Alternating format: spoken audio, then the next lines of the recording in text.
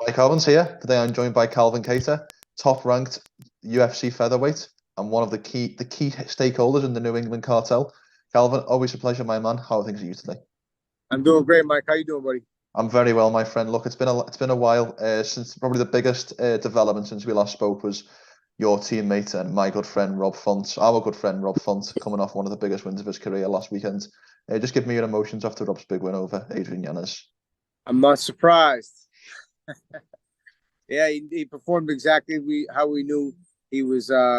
He was able to. A lot of us that know him well, he looked great all camp, and really all year as he was coming back, looking sharp in the gym, and it was only a matter of time till fight night came, and he proved it to everybody else. I wish Rob and I spoke about this on the latest episode of the Font Forecast, our new podcast. And I told Rob the story of waking up about 8 a.m. on Sunday morning and my whole family coming down to watch the fight and nearly screaming the house down. I just want to know what your reactions were, stood in the middle of the arena watching Rob do his thing. Well, the venue itself, the atmosphere in the venue was crazy already to begin with. There's a big pay-per-view card, so star-studded, celebrities everywhere. Not that really matters, but it just sets the tone for the night. Everyone's getting crazy, and the fights were shaping out to be good. But when Rob came out, it was funny. I was sitting in the fighters' family section, and people are kind of screaming. I got someone over my shoulder just screaming Brazilian, screaming right, screaming, screaming, screaming, and they're like, I don't know that they kind of get a little crazy. Listen, it's Vito Belfort. He's like, you're gonna have to deal with it. But I'm giving him shit for screaming. But meanwhile, when Rob comes out, I'm over there over Pereira's kids screaming for Rob. So it's like, it happens that way in the fights. People get a little crazy. The atmosphere is crazy, and with a performance and a finish like he had, man, the place erupted. Where does this rank, do you think, in terms of the best wins of the New England Cartel? Oh, this is up there, man. It looked like Alistair Overeem, Francis Ngannou, where he hit him with that like Mhm. uppercut style hook, Yeah. and the reaction, the way the body felt was pretty similar, man. It was a spectacular knockout, spectacular finish, and I'm excited for the next one. I think we probably got to change his nickname, Cal, from Mr. Vegas. I think maybe he's got to go to Florida Font. What do you think? I like it, man. Yeah, that whole vibe out there was great. Miami was an awesome venue. He's got family in Florida, so he was right at home, and you could tell he was dialed in all week, as he usually is. But this one was a little special now, and uh, they got that. I was joking around, but kind of serious. Where he's got this new Papa Font swag. He's just different beast, same animal. Yeah, it'll change him, man. It'll change him, man. I want to talk about something that Rob and I spoke about earlier on in the week when I caught up with him, and that's kind of the grit that both you and Rob showed in very similar situations. So there was a lot of similarities between your fight against Giga and Rob's fight against Yanis, even down to the fact that both of your opponents were talking about fighting somebody else next once they beat you, all of that, Vegas counting you out. So can you just talk to me about the grit that both of you shown to not only be counted out by the bookmakers and a lot of other people, but also where that grit comes from? Yeah, it's that New England grit, man, and the more people we have like rooting, pulling against us, doubting us, more my back's against the wall. I feel like the better I perform. I think Rob's similar in that aspect. Lots on the line, especially when you wait a year out. What that mentality breeds, throughout that year layoff, the ups and the downs, the questions, and it's not really like he said it. He's right on that. Where he said it's not about really so much proving everybody else wrong. It's like proving yourself right. Like you are who you said you are. You know what I mean? And he put that in, day out, and then on fight night, it just happened. But he's been that guy all along, saying, he's been around a long time, and he's still able to hang with the best of them. Was there any advice that you give to Rob over that last year? Obviously, as I mentioned, you had a similar situation. Was there any advice that you give to Rob on how to cope with that? Because it is a difficult thing to be a sportsman and be out in your prime for such a long time. Yeah, 100%. But no, nothing particular, man. Just day in, day out stuff. Just you know, but no specific advice. I mean, he's kind of giving me a bunch for the ACL right now. He's gone Mm, through that, yeah. but you don't really got to, as far as that's different with an injury. But as far as a setback, man, he's already running on red. He is who he is, and with that, you just you try to just be there to support him en route. But there's really not much you could do or say. It's just really up to him to go out and kind of make those adjustments, which he did, and he did them. He did them, like I said, as expected in my book. I was expecting him to go out and perform like an animal, like he did, and yeah, it was just great to see, man. Because not always does the guy who trains harder, the guy that's more deserving of the win, more talented fighter, they don't always win in our game. Sometimes it works out otherwise, and it was good to see it play out the way it did because it couldn't have happened to a more deserving guy. Couldn't agree more, and that probably is a nice segue into moving to my next topic, because sometimes things don't go your way, and obviously, Cal, in your last fight, things didn't go your way with the knee injury that you sustained. Just off the bat, how is the knee? How is recovery? Knee's going great, thank you. Physical therapy's been great. I'm going back to Vegas in May for the month rehab, so I think I'll make some big leaps and bounds then, and hopefully I'll be ready for something, tail end of the year soonest, most likely beginning of next year. But it's not so much about it's not so much about just getting back so soon. It's about being ready when I do come back. Yeah. I am ready and healthy. I know Tyson's obviously big on you guys being 100% when you get in there. Is that a key focus, that making the return when it's right, not when you can, if you like? Yeah, it's important, definitely, but it's also like as best as you can control it. 100% or the best version of yourself. In the last couple of fights for me and Rob might have not been on 6 weeks notice, but sometimes that's all you got, and you chase that 100%, but no one's ever really there. How do you reflect on the Arnold Allen fight? I mean, a lot of people have said he looked great. He would have went on to win. I think when the fight goes less than 5.5 minutes, it's very difficult to make those assumptions. Just your opinions on how that fight played out prior to the knee injury. I feel like the fight ended before it started. Yeah, the time was the thing, but it was very few exchanges. His movement was sharp, but I can tell you how many fights even just last week that if they had, ended in the first round, it would have been a certain fighter winning and then going. I mean, even Adesanya, I think, was losing that fight before he clipped him. So it's like a fight can change at any one moment, man. People are gonna talk shit regardless, But at the end of the day, I don't really focus on all that. And with Arnold, I got no ill will towards him, man. He did nothing, there's nothing he could have done, man. He wanted to fight. It is what it is. He landed in a good matchup right now. Great matchup with Max. And like I said, I feel like that fight's more deserving than the interim title belt, the one that they have with Yair and Emmett. I think this is the true #1 contender fight. And, we'll see who comes away with it. I think he's got his hands full for sure. We're going to learn a lot about Arnold Allen in this fight, but we already know, who Max is. So we'll see how it plays out. It's one of those fights where we almost don't know how good Arnold Allen is until he shows us. Yeah. Like your fight with him, he never got to show how good he is. Not saying that he would have done, but he just never got the opportunity.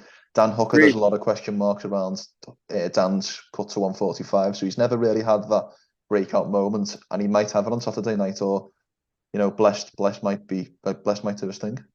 And I don't even know how many times he's been in around 4 and 5, but I know how many times Max has. And that's where I feel. But then again, sometimes it might not take that. Although Max has never been knocked out, so maybe been submitted, right? So maybe, but I don't know, man. We'll see how it plays out. But if it goes to 4 and 5, we're gonna learn a lot about Arnold Allen, and we're gonna see, where he stands. But great matchup. Both guys are ultra tough. I'm really excited about that one, and I got nothing but respect for the both of them.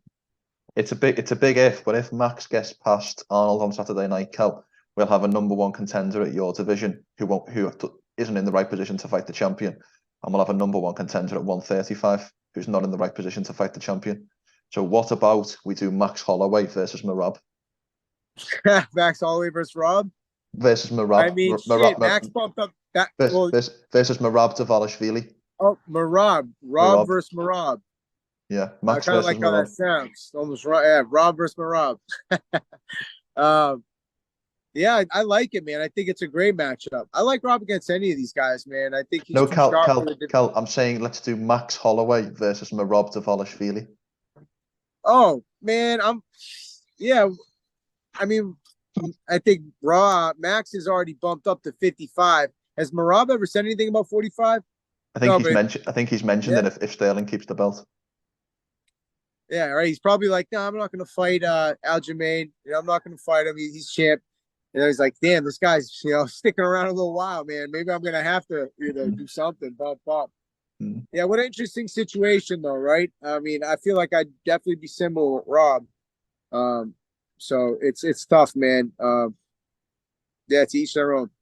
What do you think will be the big when you make your return? Let's just put a date on it, the 1st of January 24. Let's just say, what do you think will be the biggest change in the featherweight division over that time? Like, who will be the next contender? What will be the biggest change up and down? I feel like the landscape is going to, or it already kind of is almost totally different. Especially by then, who knows? But um, we'll see who earns those positions and who doesn't. From now to then, we'll see who actually competes and who runs their mouth. Who shows up and fights and earns their rank, and who just goes up by consolation of the guy that was trying to earn it and it fell short. God, so for me, man, I don't really have a preference who it is. I just know that, like I said, I get the same mindset with Rob, where only thing I got to prove is to myself, and I can't wait for the next opportunity to do that against whoever. Of course. Well, when you get back, I think you're number 7 in the division now. You'll probably still be on, I would imagine, with a little bit of change up, maybe 8, 9, maybe just a 10, depending on a couple of guys overlapping you. When you have your next fight, do you imagine you'll fight up, or do you imagine you'll fight down of your ranking? Honestly, like my mindset, and this is contrary to Tyson, is I don't give a fuck. I thought you might say that. Yeah, I know. I mean, they're all tough, man. Who gives a shit? I don't care. But yeah, Tyson, it'd be nice to fight up, right? We're chasing the belt. That's the goal, climb the rankings. But to me, it's about getting the W, proving I'm that guy, and then getting that win side and changing my life.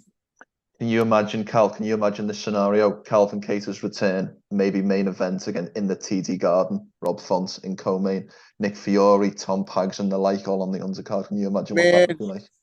That day's coming. Maybe not right now, right away, but one day that'd be nice, man. TD Garden, we got to earn it. That's all. And I think the guy at the top, we got a soft spot for Boston. So as long as we make a strong argument, I think we're in a good position. How do you think Dana found Combat Zone? Obviously, he was in attendance for the last show. How do you think he found it? Did you think he enjoyed the show?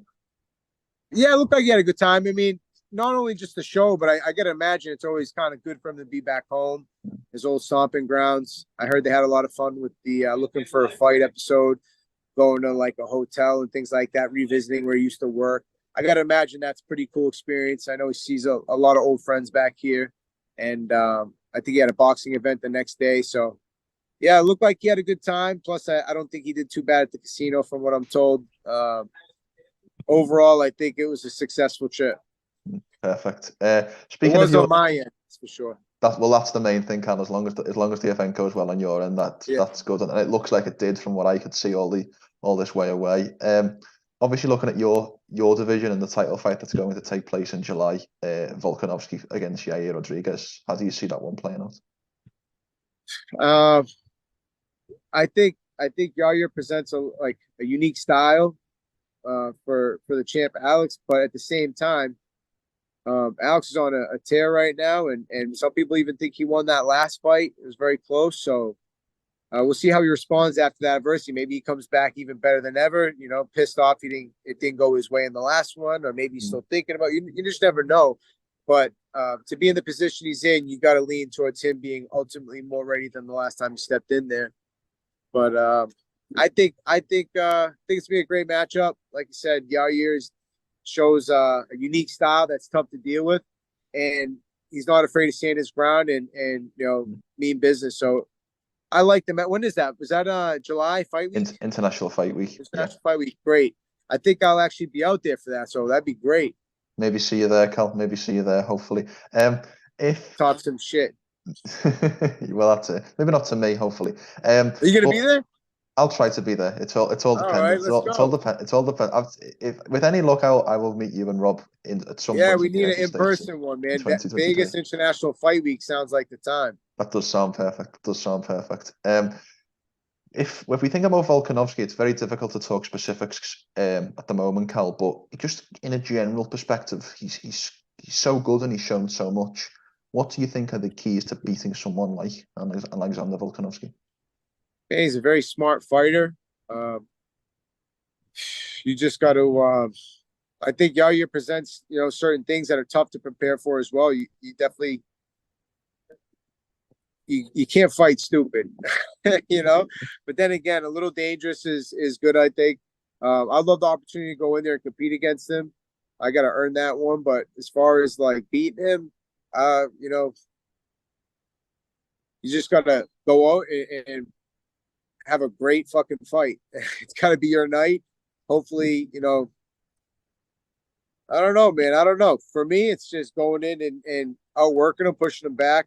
He's real good, man. In the scrambles, you're gonna have to beat him with IQ, and he's a very smart, intelligent fighter. So you're gonna have your hands full, man. He's number one or up there with pound for pound best fighters in the world for a reason. Yeah, 100%, 100%. You mentioned there about earning your spot. I want to read you back a quote that there's a post Tyson put on of you, Rob, and the rest of the boys walking throughout the corridor, and the caption that he put on it earlier today was, "I'll go anywhere with these guys." So I know we talk a lot when me and you speak, or when I speak to any of you guys, about the close bond that you guys have. But can you just reflect on that quote and what it means to do this fight game with the team that you have? Yeah, it's important for me when I go into battle like this. It's warfare to me, to have people I can trust and rely on, and that care about the end result as much as I do. And I can confidently say that, Tyson Chartier, Ralph Font, Jake Manini, all the guys at the cartel, it's like they all have that. And I'm proud to represent the team and have the team represent me. I love it. Last one from me. Obviously, it might be a bit of a while away until we see you make your return, unfortunately. But what is your message to the rest of the featherweight division when you plan your return? I'm coming for all of them. I can't wait for the opportunity to step across one of them and put some respect on my name, make them remember why I got the position in the first place. And I just need the opportunity to go out and do that. But right now, it's just laying a brick day by day till that eventual date. I love it. But I'm I love it. for all of them. I'm sure you are, Cal. I'm sure you are. Listen, it's always a pleasure to catch up. It really is. It's always great to see anyone with a New England Cartel badge attached to their name get a victory, as it was last week with Rob. Let's keep in touch over the next year. Best of luck with rehab, and hopefully see you back in action soon. Thank you, bro. See you at International Fight Week.